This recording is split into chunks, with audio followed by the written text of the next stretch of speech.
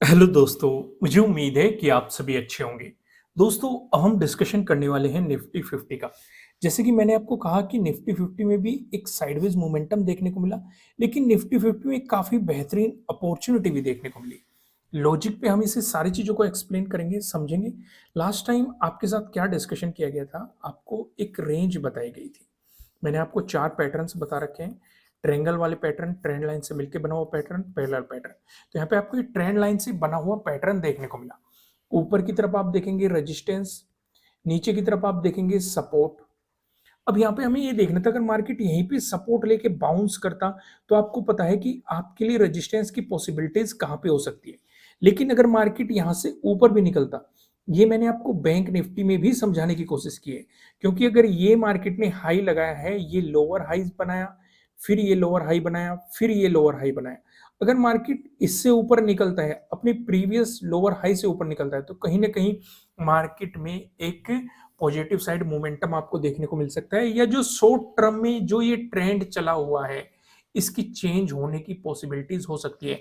और उससे भी बेहतर ये होता है कि मार्केट यहाँ पे टाइम स्पेंड करके अगर ब्रेकआउट दे दे तो और भी ज्यादा प्लस पॉइंट होता है।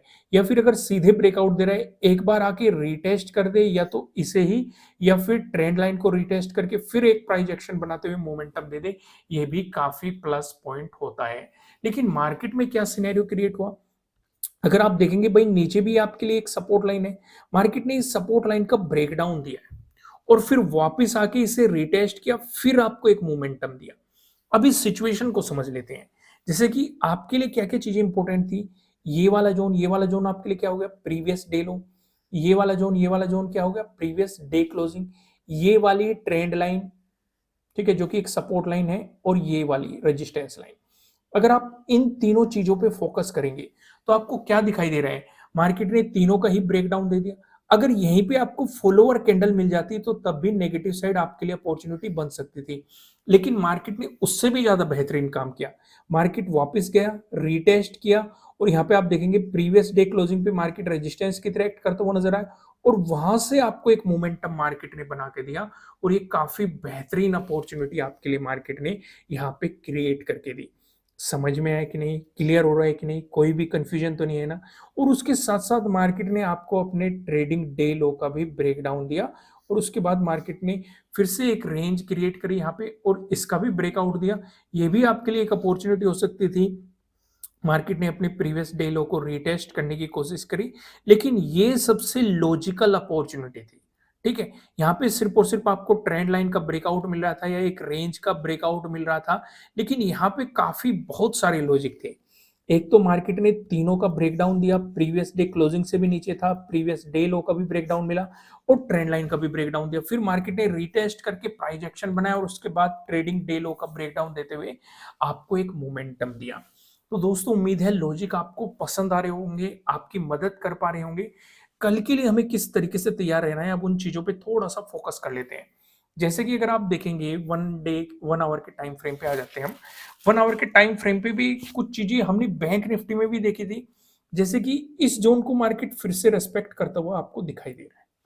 अगर आप इसे पीछे भी लेके जाएंगे, आपको साफ साफ दिखाई देगा। क्या दिखाई दे रहा है कि जब जब इसका ब्रेकआउट मिल रहा है, इस पे सपोर्ट की तरह एक्ट कर रहा है। जब जब इसका ब्रेकडाउन मिल रहा है, इस पे मार्केट रेजिस्टेंस की तरह एक्ट कर रहा है। यहाँ पे भी आप देखेंगे रेजिस्टेंस, ब्रेकआउट मिला, सपोर्ट की तरह एक्ट कर रहा है। लेकिन बैंक निफ्टी में और निफ्टी 50 में एक डिफरेंस है। क्या डिफरेंस था, बैंक निफ्टी में हम ये देख रहे थे कि इस रेंज के जस्ट नीचे ही आपको एक सपोर्ट देखने को मिल रहा था, लेकिन निफ्टी 50 में वो सपोर्ट काफी दूर है। कौन सा सपोर्ट हो सकता है वो 22,000 का एक राउंड लेवल हो सकता है, उसके जस्ट नीचे ये वाला एक सपोर्ट जोन है। ठीक है, इन्हें भी आगे एक्सटेंड करेंगे। ठीक है, अब सिचुएशन समझो। अगर मार्केट ने इस ट्रेडिंग डे लो का आपको ब्रेकडाउन दे दिया, ट्रेडिंग डे लो कह रहा हूं, प्रीवियस डे लो का आपको ब्रेकडाउन दे दिया, तो आपके लिए जो इंपॉर्टेंट सपोर्ट बनने की पॉसिबिलिटीज है वो 22,000 के अराउंड बनने की पॉसिबिलिटीज है। वहीं पे चलो मान के चलते हैं, अगर मार्केट ने आपको एक पॉजिटिव मोमेंटम दिया, तो आपको इस वाले स्विंग पे ध्यान रखना पड़ेगा, जो पहला स्विंग बन रहा है, क्योंकि पहला रेजिस्टेंस यही बनेगा। अगर इसका ब्रेकआउट मिल गया, उसके बाद आपको आगे रेजिस्टेंस देखने की पॉसिबिलिटीज मिल सकती है 22,200 के अराउंड। समझ में आ रही है कि नहीं चीज़ें जो मैं समझा रहा हूँ? क्लियर हो रही है कि नहीं? कोई भी कन्फ्यूजन तो नहीं है ना यहाँ तक? अब एक-एक चीज़ को हम थोड़ा-सा डिटेल में समझते हैं। 1 आवर के टाइम फ्रेम पे तो हमने इसलिए देखा क्योंकि हमें पीछे की बहुत सारी चीज़ें यहाँ पे नज़र आ रही है।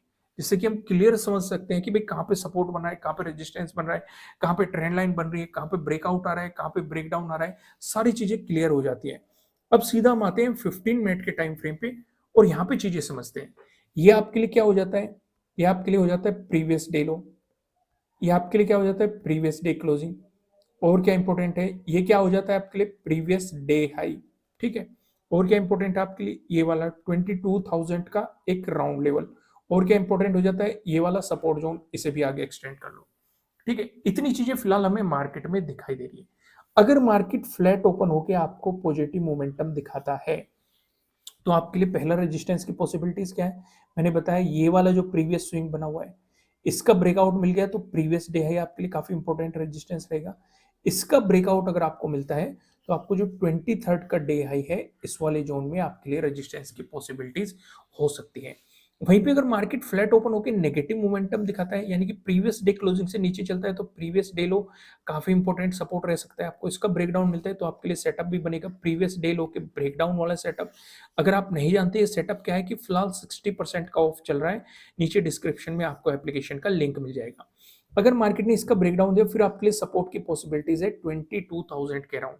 इसका भी ब्रेकडाउन मिलता है तो थोड़ा सा सतर्क रहना। इस वाले सपोर्ट जोन को मार्केट क्या करता है वो आपको देखना पड़ेगा क्योंकि पहले भी मार्केट यहाँ पे रोक के काफी बेहतरीन सी रैली यहाँ पे दे चुका है।